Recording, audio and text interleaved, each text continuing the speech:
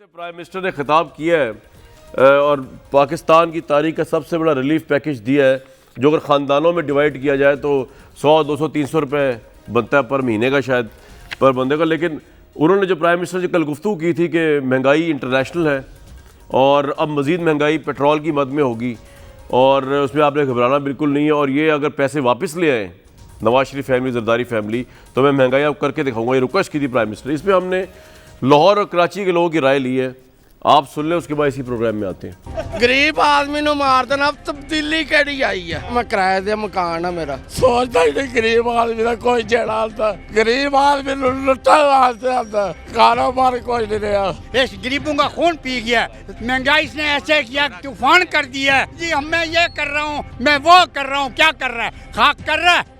सानू महंगाई घट मिल जावे ते सानू और की चाहिए, साडे लो खां आवे ते साडे लो भावे जेड़ा मर्जी आवे। गरीब का क्या हाल है, मर गए बेचारे मजदूर, खुदा के लिए हमारी जान छोड़े। आटा, घी, चीज, हर चीज महंगी है, जाए तो जाए किधर जाए, अल्लाह रसूल का वास्ता हमारी जान छोड़ दे। गरीब आदमी तो रोडों के ऊपर आ गए हुए हैं, ये हमें कब्रों में जब पहुंचा देंगे, ये तब नया पाकिस्तान बनेगा। उन्हें इन्ना कुछ जलीलो ख्वार करता है कि बिल की रोटी खानी मुश्किल हो गई साढ़े वास्ते। छत भी जा रही है, किराया नहीं दिता जा रहा मकान का।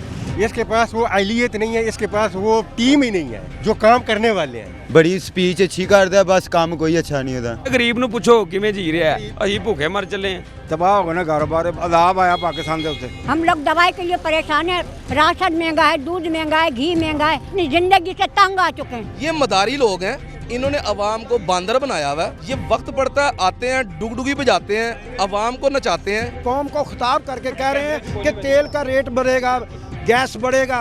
ओ यार, हम तो सुन के रात को दिल के हाथ रख के ढक ढक सारी रात ही सो नहीं सके। कुछ तो मैं चला ही नहीं सका, सेंसर हो गया, लेकिन बहरहाल कराची का भी सुन लें। क्या काम नहीं है, बेचारे लोग भूखे मर रहे हैं, महंगाई इतनी हो गई है, पेट भर के कोई एक वक्त की रोटी नहीं खा सकता। अगर मामला खराब थे, बात तुम्हें पता थी, तो बातें क्यों करें कि मैं ये कर लूंगा, मैं वो कर लूंगा। घबराना नहीं, बस घबरा नहीं रहे, आप उल्टा करो या सीधा करो। ये तो पहली बात क्रिकेटर है, इसको क्रिकेट में चलना चाहिए। हुकूमत जो है नाअहल है बिल्कुल। जब से कोरोना हुकूमत आई है, यही रोजगार का हाल है। किराए के लिए पैसे नहीं होते हैं, खाने के लिए रोटी नहीं होती है, तो 50, 100, 200, 500 से लेके काम चला रहे हैं किराए भाड़े के लिए। ये गरीबों का एहसास करने नहीं आए, उनको मारने ही आए। तो इनका काम नहीं है पाकिस्तान को सही करना। पहले बादशाह पैसे खा गए, इमरान का कसूर नहीं है। खान साहब बोल रहे हैं कि घबराना नहीं है, घबरा तो नहीं रहा था, टैक्स ज्यादा हो रहे हैं कि कंगले तो हो गया। पेट्रोल बढ़ेगा तो जो बाकी चीजें सस्ती है वो और महंगे हो जाएंगे। मैं 160, 170 रुपए के LPG मिलता था, वो आज 220 रुपए का मिल रहा है। आज जो है जी पाकिस्तान में चीनी जो है प्राइम मिनिस्टर के खिताब के बाद अब 150 रुपये किलो तक भी पहुँच चुकी है। महंगाई में अनप्रेसिडेंट इजाफा है, लेकिन प्राइम मिनिस्टर ने बेसिकली एक चीज़ के ऊपर फर्म है। मैं भी आपको बता रहा था कि इस हुकूमत की कोई क्रेडिबिलिटी और साख बहुत से लोगों को नज़र नहीं आती। कल कुछ कहते, आज कुछ कहते, लेकिन एक बात पे प्राइम मिनिस्टर बाकायदा कायम है कि अपोजिशन के साथ हाथ नहीं मिलाना।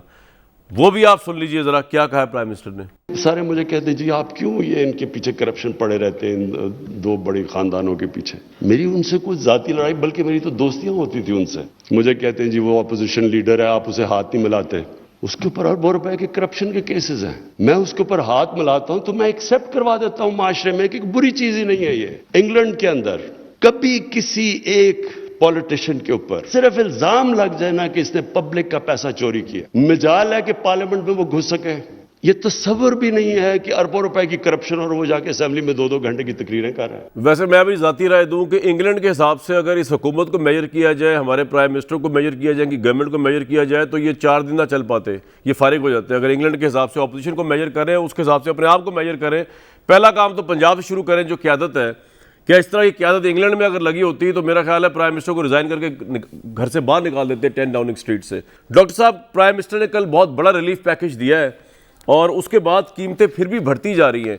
एक तो इस रिलीफ पैकेज का जो 120 अरब रुपए का पैकेज है, जिससे 2 करोड़ ख़ानदानों को 6 माह तक जो है वो घी, आटा, दाल, ये सब कुछ मिलेगा। इसमें 30% डिस्काउंट मिलेगा। क्या पाकिस्तान की राइजिंग महंगाई के अंदर ये इनफ है? बीइंग एन इकोनॉमिस्ट, आपकी इस बारे में क्या राय है? और दूसरा ये कि प्राइम मिनिस्टर के खिताब के बाद ये कीमतें फिर बढ़ गई हैं, ये कीमतें बढ़ने का कसूरवार कौन है? वज़ीर आज़म ने सबसे पहले बात यही की थी कि कीमतें बढ़ेंगी। कीमतें तो बढ़ गई, तो उन्होंने कहा था कीमतें तो बढ़ती रहेंगी, वो तो बढ़ती रहेंगी, इसमें कोई शक नहीं।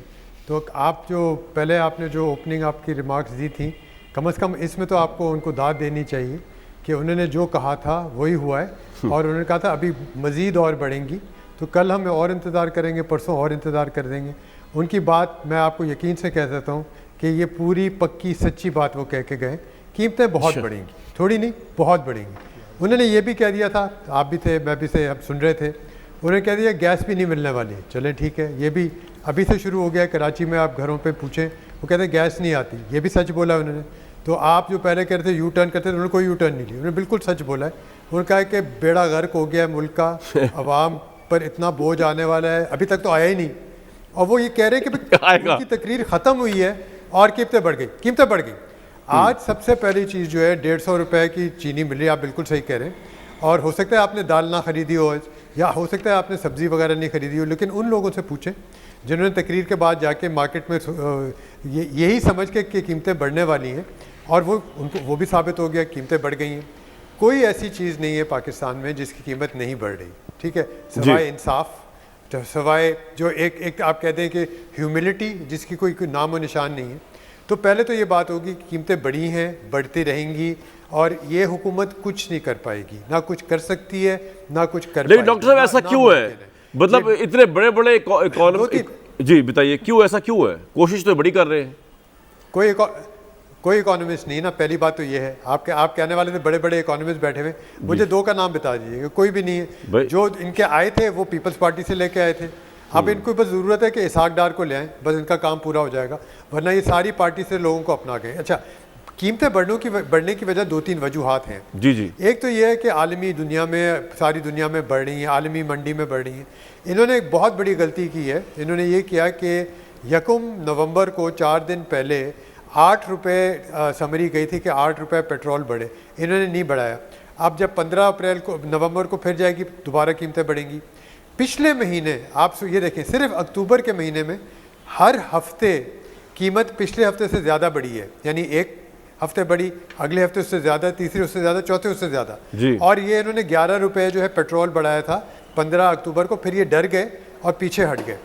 मेरा ये ख्याल है, और ये डॉलर का रेट जो ऊपर गया था अब थोड़ा सा संभला है, क्योंकि सऊदी अरब ने थोड़े से पैसे दे दिए और बड़े सख्त शराइत पे दिए। आपका सवाल ये, 2 सवाल थे। एक तो ये कि ये कीमतें बढ़ क्यों रही हैं और कंट्रोल क्यों नहीं कर पा रहे? इनको समझ नहीं आती, इनको समझ नहीं आती, इनको करनी नहीं आती।